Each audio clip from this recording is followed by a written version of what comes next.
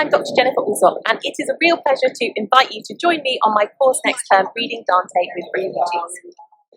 I'm speaking to you from Florence, where 700 years ago, Dante Alighieri, Italy's most famous poet, politician and philosopher, was exiled, leading him to write some of the most powerful words on experiences of citizenship, belonging and exile that have ever existed. Through a deep study of Dante's work, we're going to look at the contemporary questions of belonging, identity, citizenship and exile as they present themselves in today's world, thinking about how we can use arts as a way to create discussion and overcome some of the narrow policy discussions that constrain us in our thinking around these important global themes. I spent the last 15 years of my life travelling the world working on these important topics of migration and refugees, and I've come back to Florence because I really believe that Dante's work and the Divine Comedy can teach us something important thematically around these. I also believe that Dante's work and my engagement with his work can teach us something about a method of inquiry, how we can go about thinking about these questions of belonging through the arts in a way that frees us from some of the constraints that contemporary politics and policy impose on us.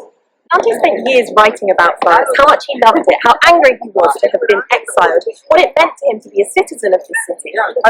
Even though this was 700 years ago, so many of the things that Dante said ring true of the experiences of today's people. He talked about questions of belonging and membership and the pain of what it was to eat food from somewhere else when you were in exile.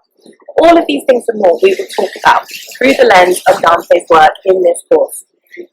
In doing so, we're going to touch on really important contemporary issues, and to make sure that we do that and stay on point, we're going to be working with a range of NGOs and museums to have a series of dialogues with Italians, migrants and refugees. I really invite you to bring yourself along on this journey as well. It's a real opportunity to think about these important contemporary questions, not just through the lens of policy, but of course we'll think about some of those important policy debates too, but really starting from the human experience and what